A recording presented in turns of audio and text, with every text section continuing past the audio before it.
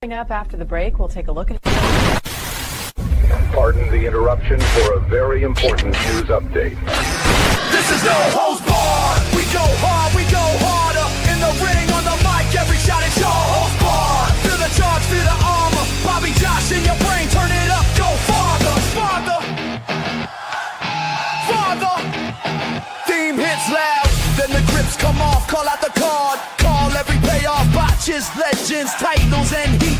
Pay-per-view nights, run it back, repeat. They slam, we analyze. Move for move, every feud, every bruise, every pivot move. This is no holds barred. We go hard, we go harder. In the ring, on the mic, every shot is no holds barred. Feel the charge, feel the armor. Bobby Josh in your brain, turn it up, go farther. Turn it up, go farther. Turn it up, go farther.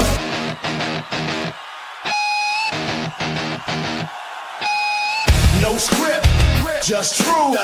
Every jab breaks through. From the bell to the brawl.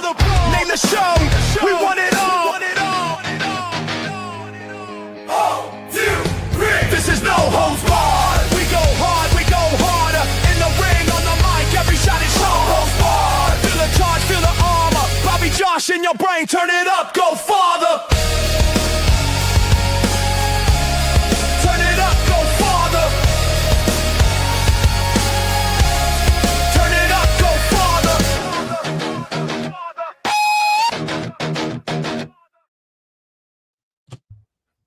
All right. Hello, everybody, and welcome to the No Holds Barred Wrestling Podcast here on FTSN and, of course, the No Holds Barred Wrestling channel. It's been a minute. Appreciate everybody dropping in here. WrestleMania Rewind. Our series continues. It's been a little bit. We did our what is it? The What If episode and talk about rebooking WrestleMania 1 through 10. That was a lot of fun. Took a little bit of a break because we had some stuff going on, but we're back. Talk about WrestleMania 11. WWF meets the NFL. I'm Bobby Melendez. That's Josh Kimmel. Josh, first off, I was touching some stuff over here, getting everything ready, and I saw from our No Holds Barred Wrestling YouTube channel, it recommended Memphis Wrestling Live in Jackson, Tennessee. It's a live indie show going on right now. I was like, oh, look at these silly dudes. That's what's going on over here. So I was like, I'm watching a whole battle royal going on here. But anyway, a lot to talk about with WrestleMania 11. I was excited now because we're post Hogan. Yes. This is it. This is the run. Yes. And so it's kind of, it's, you don't want to do that, but, kind of judge it based off those 10 WrestleManias, but you kind of have to, because like, okay, everybody deserves an opportunity. We should get other guys opportunities, get rid of Hogan. Okay. Have these last 2 WrestleManias been worth it? 10 and 11. We'll get into it, but just initial thoughts before we get into match to match here on this WrestleMania. Yeah, WrestleMania took place this year. Well, that year, 1995, April 2nd, Hartford, Connecticut, Hartford Civic Center, and boy, did it look like it. Boy, 50,000 fans. Yeah, did it look like a mess? It was very, very. It just looked carny. I'll just say it. It looked carny. It didn't look WrestleMania. It looked like a regular show. It felt like a regular show. They tried to stuff in a ton of celebrities that some I knew, some I didn't know. Some I'm like, oh, I forgot about Jenny McCarthy. She just vanished from my mind. I didn't know she was the thing until I remembered, oh, she was on that show on MTV. Cool. Okay. Man, lack of star power. That's how I define 1995. Lack of star power, lack of just grasp of what their identity is, because you had older guys, you had newer guys. It's just, the show was just a mess. And I didn't think it could get as worse as WrestleMania 3. Oh, spoiler alert. I think when we get to the end here, I think we just spoiled it. It's a good point, though, in regards of star power. Because there's a lot of new guys here, right? Again, we talked about WrestleMania 10, where it's, 9, 10, where the transition. But in regards of coming here, but it's like we get Jeff Jarrett, We get Rhodey, 1, 2, 3 Kid, the Blue Brothers. You know, so there's just a lot of that, but we'll get into it. First off, WrestleMania 11, Vince McMahon, Jerry the King Lawler on commentary. Did they do any better for you on the second WrestleMania together? I know you did not like the first one. That's why Vince laughed. It's so bad, man. They're so bad together. It's so bad. It's just incredibly bad. But I didn't understand. Sometimes Vince was going for the heel. Sometimes Vince wasn't going for the heel. Jerry was just worried about Pam Anderson, which is right. That's his gimmick.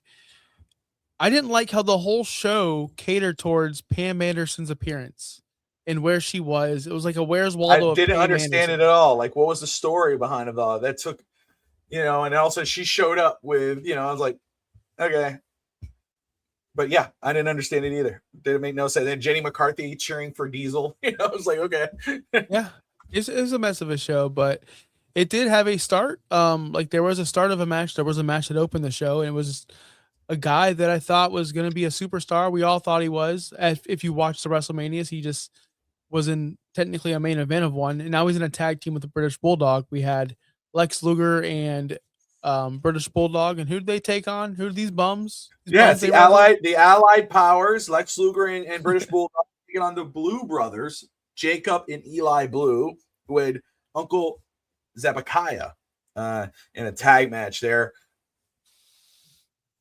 I'll just say, in regards of the Allied Powers, again, I'm with you, right? You see Lex Luger from where he was to where he is then at that point. But, you know, they had a good look. I liked it. Team USA, you had, you know, England, and, you know, okay, cool. The British Bulldog. But, wow, had the mighty had fallen. This show in general, I mean, this is going to be the theme. There is a match, actually 2 matches where I was like, okay, these are good. I enjoyed these matches. Not a lot of them I felt really good about. This was, like you said, did not feel like a WrestleMania. And that was my point, where, like, this is where I fell off. Like, you know, I mean, I'm watching WCW. I'm paying attention there. You know, these WrestleManias I didn't really see. My son is starting to watch the Attitude Era. He asked me, he goes, Dad, out of all the WWE eras, what was your favorite? And I'm like, well, you know, so I enjoyed the golden age. I mean, I wasn't around. I was a kid. I didn't pay attention, you know, but now when I started, I liked the golden era, you know, but yeah, older, Ruthless Aggression. What about the Attitude Era? Nah, not really. Well, he found the Attitude Era and bras and panty matches. And he is like 2 a.m. He's watching that stuff. And I'm like, dude, turn the tablet off. You know, I can't stop. No, but so this is where we're going at this point. Which WrestleManias didn't feel like WrestleManias. Whenever I did tune in or peek here and there, they did not feel like a WrestleMania, and this one did not. It didn't at all, minus the celebrity power and, of course, the NFL element to it. You know, I just don't. Again, you say, man, give the belt to someone else. Let's give it to Bret Hart. Where's Bret Hart on this card? Who was the guy they were supposed to be passing the torch to that they lifted on the shoulders? Where was he? He was on this card wrestling Bob Backlund. We'll talk about it. Shawn Michaels and Diesel, we'll talk about that. But again, all I'm saying is that this is what happens when you don't have that quote unquote mega power, right? You know, I mean, you know, you think about eventually will be Stone Cold Steve Austin. He will see Hogan was that. Hogan leaves. You had a dead still. Austin comes, it skyrockets. You got that star power again, that mega power. Then you have John Cena, the PG era. John Cena is that mega power. Roman Reigns in and so now by the tribal chief. So exactly. So you see the effect of that. It's like, oh, but this guy deserves a shot. Well, sometimes they don't, because look what happens. You don't have that one star who could do it. As great as Bret Hart is, or Shawn Michaels, they are not Stone Cold Steve Austin. They are not John Cena. They are not Hulk Hogan. They aren't that star power. And now we have Sami Zayn, your modern day Bret Hart. Oh gosh, can we stop with this? Anyway, you know, Justin, Stop I see hating you, on man. Sammy. Great to see you. Great to see you, Justin. Oh, he hated Jey Uso. He hates Sami Zayn. He hates Obafemi. Oh, He's the IWC, brother. He's the president of the IWC. Oh I my hate gosh. the IWC. I love DSG. He's a good dude, but can't stand the IWC. Yeah, But anyway, back to this. Allied Powers versus the Blue Brothers. Not much to discuss, to be honest with you. The Allied Powers do win. 6 minutes, 36 seconds. Couldn't come close, or the 6 minutes, 34 seconds. Couldn't come fast enough. Not much really to talk about. Was there anything that stood out to you about that match? No. Could not get through it fast enough. Could not wait for it to end. To be honest, because it was a match for nothing. Literally nothing. It was like, why? This is WrestleMania. You can't find point in order though. Remember, we're like, man, through 10 WrestleManias, why is Greg the Hammer Valentine on every WrestleMania? Why is this guy always there? Like, let's get somebody new. Now it's like there's not enough. Who are these guys? What are these random dudes? No. Greg the Hammer Valentine was never a star. He was never a star. He was never someone I looked forward. He's never someone like, oh, I can't wait to watch the great. No, from the inception of us doing this saga, the series, never once did anyone ever say, ooh, did you see that Greg the Hammer Valentine match? No, he brought so much star power to the show. No one ever said that. But you know, No. Would you They rather said have Piper. the Blue Brothers or I don't know. Piper should have had a match on here. I don't know. You get regulated these referee roles. But anyway, the next one, better quality guys in play here. You know, Razor Ramon, 1-2-3 Kid, who is basically the manager, taking on Jeff Jarrett and Rhodey, who of course everyone knows that 1-2-3 Kid is X-Pac. Rhodey is Road Dogg Jesse James, in the corner of Jeff Jarrett. 1-2-3 Kid in the corner of Razor Ramon. What is your thoughts on this match? Yeah, for the Intercontinental Championship, right? IC title match. Mm-hmm. Jeff Jarrett won it at the Royal Rumble. That's the story behind it. At least these days, at least these WrestleManias, we do get some kind of story behind the matches. Whereas back in the day, we didn't know. I knew this because of watching WrestleMania. So good on them for that. I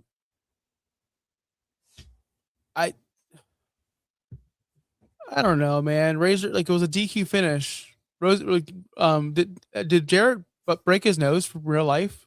Like, did he get busted open for real life? That was pretty legit. Yeah, towards the end. But other than that, though, I didn't like. You couldn't do anything else with Razor. I don't know, Bobby. Like, this whole pay-per-view was awful to me, and I didn't think that Razor should ever be in a feud with someone like Jeff Jarrett. They just look differently. They just look at them paired side by side.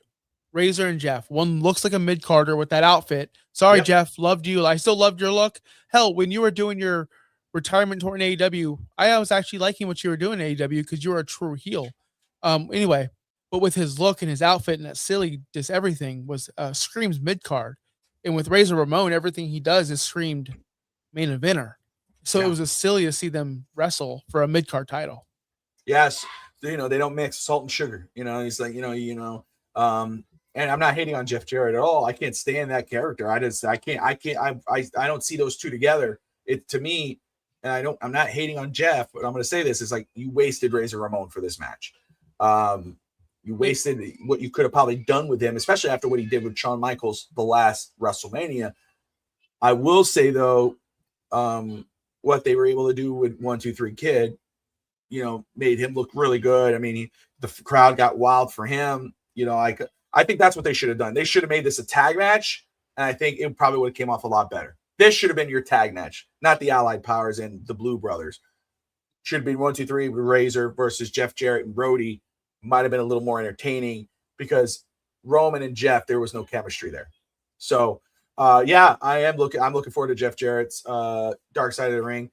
Is it a TNA? Is it a TNA? They have a TNA one. They have a TNA one. We got to watch that whenever it comes out. Yes, I'm really looking forward to that. So, but anyway, I hear what you're saying. I agree with you. When you look at those two names on the card there, you get excited. You're like, oh, those are too good. I could watch a Jeff Jarrett match. Of course, you think of TNA Jeff, but Jeff Jarrett, Razor Ramon, and you look at it, and then you're kind of like, oh, there's just nothing here. There's no chemistry. this was just a bad decision and a stupid finish. It's a dumbass finish. You know, Yep. another DQ finish for WrestleMania. I know how many. I mean, we haven't kept track, but I'm sure we're going to be shocked with how many DQ finishes at WrestleMania. But anyway, shout out to 123 Kid. He looked phenomenal. X-Pac. You know, you probably, you know, if we were around that age, we'd probably go, that kid's gonna be a superstar. He's exciting. Put the belt on him. He deserves it. You know. But anyway, No, hold on. No, I was thinking that kid looks like someone in AEW named Speedball Mike Bailey. That's what I thought. that's another one of those guys I downloaded on WWE 2K. Speedball Mike Bailey. I told myself, can you play that guy? But I need somebody to be this opponent, to be my opponent in this match. I said, he goes, I don't want to be Mike Bailey because he didn't know who he was. All of a sudden, of course, they did the moves. And he's like, I want to be Mike Bailey, Speedball Mike Bailey. I'm like, oh, son of a, there it is. But anyway, yes, Speedball Mike Bailey. Next one, The Undertaker, who was not at WrestleMania 10. WrestleMania 11 takes on King Kong Bundy, who we have not seen for a little bit. Yeah. You know, all of a sudden he's back. What are your thoughts on this one? I'm like, it was kind of a situation where I'm like, oh, who's Taker wrestling this time? Oh, I thought he died. Like thinking about King Kong Bundy. He's still alive? Because I think of him as in the era of obviously wrestling in the era with Andre. So he didn't age. He looked the same. And then exactly the same. Then I thought, oh, so it's so funny to see how wrestling hasn't changed at all. WrestleMania is full with celebrities nobody cares about and old aging talent taking over like spots from the younger guys. That's exactly what this was. An older dude to let Taker get over. But the truth behind this was, I did some research, was Taker was injured once again. They put him against King Kong Bundy because he's safe, slow match, didn't have to do too much, so it protected Taker. But it was such a flat finish. Like, wasn't it? It was like, oh, that was it? Because he can't do a tombstone. Like, it was just it. 1, 2, 3. And I was like, oh, okay.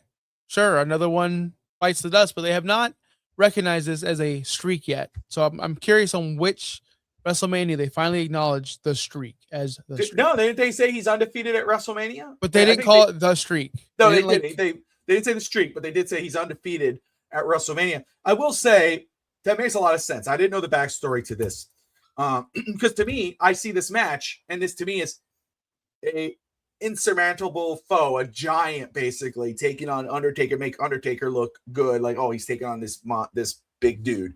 Where I think Undertaker should have always been the giant, you know. And I'll tell you this, watching these matches, same thing with Shawn Michaels. Michaels, obviously, the first few singles matches we saw of Shawn Michaels, I was telling you, I wasn't impressed with him. Undertaker so far, because of the opponents he's working with, I've not been very impressed with Undertaker at WrestleMania. It's like he ages like fine wine. He gets better. We know it gets better. Like Shawn Michaels, we know that gets better. Bret Hart was always good. Bret Hart was great watching. But it makes sense. Taker was hurt, and Bundy, as big as he is safe. You know, think about how much trust when he goes against the little people wrestlers and everything like that. Obviously, he knows how to protect you. So, and I'll say, I'm with you. It was a flat finish but what do you expect? He's not going to choke slam him. Can't pick him up for the tombstone. He scooped them. He scoop slammed them, which was fun for everybody. But that's my thing, dude. Like, his really sold it. Like, because McMahon didn't do him any favors back then, you know, put him against these guys like, oh, let's put him against a big dude. No, don't make Taker look small. Taker's big. Yep. Have him be the imposing force and just wipe out guys. But again, you don't want to put an up-and-comer or guy who, like you said, a young guy against Undertaker because that guy's get wiped out. So what do? Go get an older guy, a guy with that King Kong Bundy. Oh my God, he main evented WrestleMania. He's going against Taker, and Taker beats him, and there you go. Now, we're talking about a guy, who we've seen the last 2 WrestleManias, but was almost completely different. You had WWF tag team titles were on the line. Owen Hart with his mystery tag team partner against the Smoking Guns. Of course, it's a Burt Gunn and Billy Gunn. Thinking on Owen Hart. Owen Hart now, you know, again, he's very good on the mic. I thought he was better than his brother, you know, just the way he talked. But he says, my mystery tag team partner, former champion, It's Yokozuna, which of course is a big deal because this Yokozuna challenged his brother. He still hates on his brother. Yoko comes out, and I mean, we know the story, but again, you just watching in real, like not real time, but like, damn, he was huge. I mean, he got so much bigger in just a short amount of time, which was crazy. Insane. This one, you know, not really much to do. Owen Hart did most of the work, and Yoko did his thing, and you know, Yoko and Owen go over. They get the titles. They give them the belts, which, all right, cool. What are your thoughts on this one? Yeah. It's funny that I was reading some stories that Owen didn't even know who his partner was going to be till day of WrestleMania. Oh, So it was a surprise to him. It was supposed to be, I forgot who it was supposed to be, but it wasn't supposed to be Yoko. And yeah, Yoko was massive. And I was watching him take bumps, and he was winded by just trying to get back up. And there was one bump in particular where he was holding one of the guns. He told Owen to drop kick him, and then obviously the guns gets out of the way. He drop kicks Yoko, and I'm thinking, oh gosh, Yoko's gonna die. That's what I thought. But no, Yoko. Once we saw Yoko come out, nobody expected Owen and Yoko to lose. So cool title change. I guess. Wish they did more with Owen. I wish Owen wasn't stuck in the mid card. yeah. He did have a good promo. He was a good heel. In a time where there was no superstars, like you could say Shawn Michaels and Bret, but in a time where there was no true superstars, Owen could have been at the top as a heel, at least in my opinion. But you know, they didn't want to see Owen versus Shawn for the title. They wanted to see Diesel versus Shawn. But imagine that if you're rebooking it. Imagine Owen and Shawn. How fun that could have been, with Owen being the champion, being a heel where Shawn's trying to chase it. I don't know. I'm just talking stuff, but that's another what if episode. Just thinking about that now is like we're seriously booking it. I didn't care for the Diesel match, which we'll get into. I didn't care about Diesel at all. Diesel was boring. But man, Owen and Shawn, that would have been so cool. Anyway, what do you think, Bobby? No, like I said, the match was fine. The match was fine. I agree with you. Again, I could have seen Owen Hart taking on Razor. I think I would have liked that better. I think that would have been better. Maybe Undertaker versus Owen. Give me that. I think that would have been a lot better. Or run it back with Owen versus Bret. Because the next match is Bret taking on Bob Backlund and in an I Quit match. And I'm going to be honest, I was confused. I was like, what do you say? What do you say? What is that? No, you know, like, okay, like, it's funny how those matches evolved into something that actually mattered. Because back then it was kind of, and I'm going to say this pointed thing for Bob Backlund. But at that age, phenomenal shape. He's a wrestling legend, right? For current wrestling fans are like, who the hell is that guy? You know, that's like, you know, create a wrestler. That's how you start off when you create a wrestler. If you go to W2K, create a wrestler, that's the dude you start. Then you just add to him, you fix his body, and you do whatever. But Bob Backlund was a really good in-ring wrestler. I mean, he knew how to work. And him, you would think when I saw Bret Hart versus Bob Backlund, I'm not gonna lie, I was like, okay, cool. I'm gonna be intrigued because I know Bob Backlund. I know what he was. And you know, he's playing chess, and I like his character was fun. His gimmick before the match. You know, he's kind of like, it's not fair. No, you know, I like it. He was really good. He was fun. Then the match came. And this is Bret Hart and Bob Backlund, but Bret Hart, most of all, and this is the match we're getting. You could have ran it back with Piper. Could have done Owen versus Bret. Could have been Bret versus Taker. Could have done something, but you do Bob Backlund, and Bret Hart even says probably his worst match. Was his worst pay-per-view match of all time. He does not like this match, and I'm glad I'm not the only one. I was like, am I being a hater? And I like you. I did some research, and nope, Bret hates it too. And again, with the talent in the ring, it was not really good. I don't get it, but your point. Well, there was times where Bret would do a setup move to his next move. And in that setup move, Piper would get in the way with the mic. What do you say? What do you say? And you can see Bret's face is giving Piper the eye of like, dude, this is this is fluid. This is my setup move. It goes into the sharpshooter, whatever the case may be. And Bret is getting interrupted every 5 seconds with, what do you say? And so it's difficult for fans to get into, it's difficult for the performers to get into a rhythm when every 5 seconds it's, what do you say? And you see Bret literally look at Piper in the face. Is like, dude, get out. He was about to put the sharpshooter on, dude. And he just got in his, what do you say? Nothing yet. The submission's not on Piper. Like, you would think Piper would be smart enough, ring awareness enough to understand, like, this is killing the match. Was that now that you say that, was that a protest of Piper? Kind of around, like, this is what you got me doing?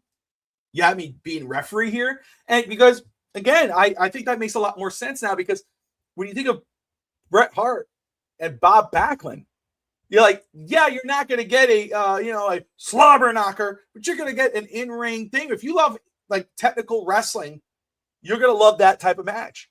But it wasn't that type of match.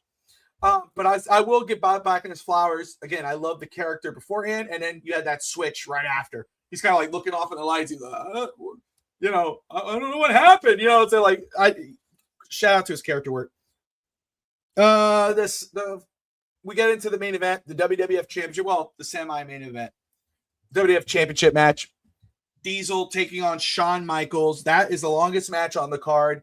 20 minutes, 35 seconds. I'm going to say it like this, and then you just follow up, and you could, go off on me all you want. I don't give a shit, because I would do the same to you, and that's the way we are. You just said you care. I love this match. This was the best match on the card. Great chemistry. And we know Shawn Michaels is Shawn Michaels. The same thing as Shawn Michaels versus Razor Ramon. We know Razor Ramon is good, but Shawn was the one with Razor who made that match great. Not saying this was one of the great matches, but this saved a little bit of the show for me, because I didn't have high expectations for this show. I didn't have high expectations for this match, and I am a Kevin Nash fan. But I really enjoyed this match. And it made me go, damn, I wish Shawn Michaels, after he lost his smile, went to the WCW. I wish we would have got Shawn Michaels versus Kevin Nash Wolfpack, because I really enjoyed this match. The chemistry. First of all, just hit me. And I don't know why we haven't talked about this. Talked about the arena. 15,000 fans. Looked like a house show. The stupidest thing about this show, and I agree with Shawn Michaels, because if you watch the clip, that one clip, go, man, Shawn's a dick. We know he's a dick, but he's a dick. He threw that poor photographer. There was 30 photographers around the ring. The whole show. Why? I've never seen it. That was the stupidest thing I've ever seen. 20 photographers on one side, 30 on the other. And Shawn falls on one. Shawn grabs him and tosses him. Like, what? That was the stupidest thing I've ever seen. But anyway, back to the match. I really enjoyed this match. This was fun. That made WrestleMania feel like WrestleMania. That should have been the main event. I understand why Bam Bam and Tyler were the main event. Taylor. Star power. But Diesel and Shawn Michaels, the match they put together, the chemistry they had, like, you would go, Razor and Jeff Jarrett, those two names alone, you go, that's going to be a good match. No. Bob Backlund, Bret Hart. It's Bret Hart. That's going to be a good match. No. Taker and King Kong Bundy. Good. No. Diesel, Shawn Michaels. Damn, that was a good match. Big versus small. Buddies, you could tell, we know behind the scenes they're best friends. They love professional wrestling. You saw it in this match. The chemistry was off the charts. Good match for that show. I'm not saying great. Oh my God. Good. The best match on this card. And that's none of these matches were good. Best match on the card. I really enjoyed this match. I know you said you didn't. You could care less. I do want to see Owen versus Shawn Michaels, because then you would take away Diesel versus Shawn, and Diesel versus Shawn was a lot of fun. I enjoyed this one. I didn't say it wasn't good. I didn't care. Like, it was fine. Like, I just didn't care. Listen, because you know what I kept on thinking about? During the match, there was a front row. Like, there was a mom, son, and dad. I kept on watching her because they had a camera, and she was too focused on like fixing the camera for her son. And you know, that was the vibe of the show. Like, nobody actually cared. They were just there, and a wrestling show just happened to be there. And this is the main event, and it looked like a house show and felt like one. Shawn wrestled his ass off. Diesel did whatever Diesel does, which is work slow and do his big monster stuff, which is fine. But all I could think about was Kevin Nash does his little podcast where he just makes fun of wrestlers and talk about the good old days. And this guy couldn't draw. This guy couldn't draw. Brother, here's a reality check. I'm just little Josh. You don't care about me, but here's a reality check. You were the champion during the WWF's worst period. You were majorly blamed for the downfall of WCW with the booking decisions in your championship reign specifically. Brother, shut up. Because I watched WrestleMania 10, 9, all the other ones felt big. This is the least desired championship match in WrestleMania history up to this point. As in, you didn't even beat out Bam Bam Bigelow in the main event. You didn't even beat out Bam Bam Bigelow. In your own sport, you didn't beat out a football player either. So don't talk to me about, don't go on your little show and say LA Knight this or that or that. You, when you were on top in both companies, were at their lowlights. That's a fact. But let's go into this match. Shawn was the reason why it was good. We all know that. Shawn wrestled his ass off. It was the super kick. The interview afterwards, the double turn as they turned on Diesel and they were cheering for Shawn. Shawn cuts a great baby face promo afterwards, but it was kind of heelish, but he had a legitimate gripe. He did hit the sweet chin music. He could have counted to 20. He did get his, he had a legitimate gripe. Listen, the match was good, but I'm just like, I didn't feel like a big match, Bobby. It didn't feel like a big match, and the finish sucked. Well, that was the worst powerbomb I ever seen. Yeah, this show, his powerbombs are. This show did not feel big. The show did not feel big, right? Again, powerbomb wasn't right. You saw that. You heard that. Huh? It was really bad. Yeah, he landed on his feet. But again, the lack of that mega star. You know what I mean? And that's what happens, because how many WrestleMania 3, you talk about like people, oh, that's one of the best WrestleMania of all time. Not to you. You know, the main event, you could say, yeah, I get it. I understand why that main event is one of the, great matches of WrestleMania history because of the moment, the story, and whatever. But the rest card wasn't great, right? You look at this one and you go, okay, can the main event carry the show? We knew who drew the house. Look what happens when you take the megastar out of the house. Go look at what happened. They were 3,000 stars, 3,000 fans less than the year before. That fan base was a lot less than the year before that. They couldn't even book a decent arena. They were booking coliseums and whatever, multiple things. And now, and again, it's just gonna be the way it is. I'm just gonna say, post Hogan, let's give the belt give the belt to Bret. Let's give the belt to Diesel. Let's go. Damn, that's why we were doing it. Oh, that's why Hogan was the mega power. And of course, we know we're only on 2 WrestleManias away from the Austin era, and we're going to see the change. I'm looking forward to that. I want to see, because this is an example, Josh, is when we're discussing this as we go to other shows, why it's important to be like, hey, if there's a main attraction, this is why you keep the main attraction. You know what I'm saying? Like, we could, like Cody, we're saying, oh, okay, it's boring, Cody, and blah, blah, but AEW like would kill to sell it.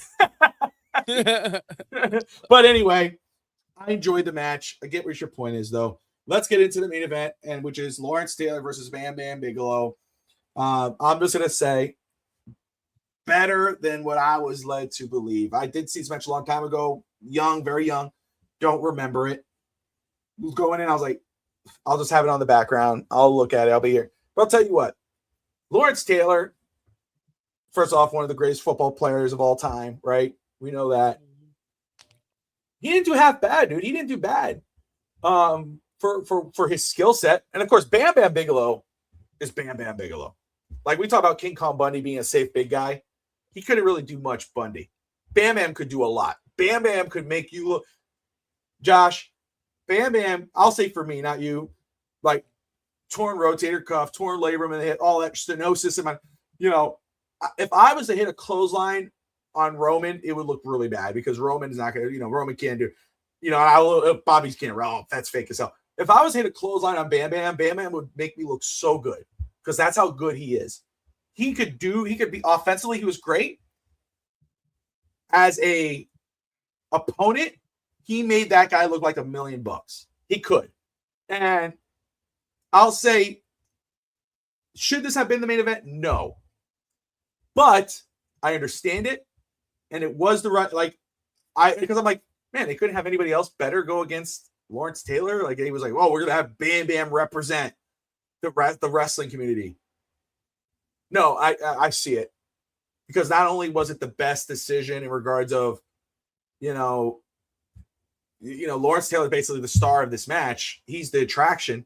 But Bam Bam, he's the performer. He's the one who's going to make it the match. He's going to make it. He's the Shawn Michaels in this Diesel Shawn Michaels thing. Like Shawn Michaels makes Diesel look great when Diesel's okay or good. Bam Bam made Lawrence Taylor look good. And Lawrence Taylor did well for himself. So I'm going to say this match was better than I expected, better than what's said historic-wise. That if you actually sat down, and you knew, okay, this is not a wrestler. This is a football player. This is Bam Bam. That taper your expectations and watch. And by the end of the thing, you're like, damn, that was better than I thought. And that's how I felt. Should not have been a main event. This should not have been a WrestleMania main event. But better match than I thought. Shout out to Lawrence Taylor. Bam Bam Bigelow. We're fans of Bam Bam. We love Bam Bam Bigelow, man. So yeah, larger than life. So what did you think, man? Who would have thought a main event would ruin your career? Bam Bam didn't think that. He was told by Vince, you're a made man now, which was the opposite. Losing to an outsider buried him, and he regrets doing the match. Didn't help him at all. And Bam Bam says he felt betrayed by this match by Vince. Yeah. Oh yeah. Think about it. When was it like? This was a one-on-one match with no interference, really. Like it was one-on-one. And he lost. If this was a tag team match, I wouldn't have minded LT getting a pin because you would have had LT with whatever babyface wrestler you wanted to throw in there. Hell, it could have been Bret. Whatever. Instead of it could have been anybody. But then you have an outsider come in and just bury one of your top guys or one of your guys who are supposed to be top guys. It'd be different than it'd be if it was LT versus a mid-card comedy act. But no, this was a young guy. Imagine right now, Patrick Mahomes, whoever's just think of a superstar, comes in and beats Obafemi right now. How ridiculous would that be? It'd be pretty silly. In the IWC, would be going nuts. Bobby Melendez would be going nuts. I'd be going nuts. We'd all be going nuts. So we look back at this as nostalgia. Oh, LT, that's right. He main evented. Well, the main event killed Bam Bam, and he was the one in it. It wasn't one of these situations where Sami Zayn puts Johnny Knoxville over. That's a mid-carder talent in a mid-card situation. He's a comedy act at that time. Bam Bam was supposed to be a serious, up-and-coming heel or a monster. And then he just came out looking like a chump. I mean, yes, you can say LT put in the work, which he did. He trained with Pat Patterson, trained with Bam Bam Bigelow, trained with Laney Poffo, worked 6 hours a day. I looked into it. I saw all the stuff. I wanted to make sure he wasn't like a Travis Scott versus a guy who goes in there and does work. He did. But it hurt Bam Bam. And that's bad business for Vince. You got imagine like social media today. You do, everyone says you do everything for the likes and clicks, but they're cheap likes and clicks. Was this a cheap like and click moment for Vince and WWF? because you just brought in a one-time person to not even do the buy rate as you did last year at WrestleMania 10 to bury one of your top talents who could have made you money in the long run, but instead it buried him. It was a bad decision. It was a very bad decision to have a one-on-one match and have your top guy lose or a top guy lose. That's why you didn't have star power. Bad decisions. Too worked up on the NFL and star power. That's how I feel, Bobby. But overall, everything you said is correct, though. You put in the work and you looked real. You looked legit. But it was a bad outcome. Here you go. Well, guys, listen, this is WrestleMania 11 in the books. Josh, before we wrap this up, I'll let you wrap it up. But before you wrap it up, sir, and call it a show, let everybody know where this show is ranked in your list so far. 11 WrestleManias now. 11 WrestleManias. I knew LT was a scary dude at the time. I understand that, TSG. But come on, it's pro wrestling. But like I said, I didn't think anything could be worse than WrestleMania 3, and actually there was one. It was this one. This was by far the most painful one to get through. I'm glad it was shorter than the other ones. I think it was only a 2.5 hour show. What killed it for me, the main thing what killed it was the lack of usage of your stars. You had Roddy Piper be a guest referee where he's just screaming into a microphone the entire time. You had Owen Hart in a tag team match with Yokozuna, which didn't really show us what Owen could do, really. And then the main event was a celebrity match. And then your own match, your own WWF championship match. I know I'm summarizing the show, Bobby. Was celebrity driven with some guy who was interviewing people that no one's ever heard of, Pam Anderson and Jenny McCarthy, who didn't understand the assignment, in a mess of a finish, in my opinion. But yeah, this has been Josh Kimmel here, Vince Talk Sports Network, No Holds Barred Wrestling Channel. More importantly here, every single Saturday at 6 p.m. We're doing a special showtime this Sunday. We have Bobby Monday Night Nitro reviews. How's that going, Bobby? Every single Monday. Is that going well? Well, for me, like you said, well, like you've been dealing with, and I've been having something going on, so I didn't get to do episode 3. I have episode 3 ready to go. So I have to actually sit down and do the show. But again, it will be back live. Hopefully, I may do it even before Monday. I may do it after Monday or whatever. But it's going well, man. So No Holds Barred Wrestling Channel, Nitro Rewind, Dynamite Rundown, WrestleMania Rewinds, and of course you got No Holds Barred Wrestling Podcast. You got Real Talk Wrestling, and so much other stuff we got cooking in the background. Dark Side of the Ring, we're going to talk about as well. Once that TNA, and talk about TNA, they got Slammiversary starting soon. So today, yeah, you got plenty of wrestling. If you love wrestling, Slammiversary, TNA, they just announced the TNA Knockouts Television Championship, 16 women tournament going on. So yeah, and so and then of course you got Forbidden Door as Which well. Australian tag team member is going to win it? The tall one or the small one? Who do they have over there in TNA? You know what I'm talking about? The Iconics. Which one of those are going to win? Yes, the Iconics. The smaller one, the smaller one. Yeah, they were WWE. But we got other stuff too. We got a lot of stuff cooking back there. So just make sure though, guys, in the comments, let us know too. Or after you watch the show post, let us know what you hate and what you love, what we're talking about. We welcome anything. Even the IWC people, let us know. We don't care. But also what you would like us to talk about. There's the great thing about wrestling. There's always something to debate or discuss. So we appreciate all those tuning in. Like and subscribe, and we will see you next time we're live. Till then, have a great week. Bye, guys.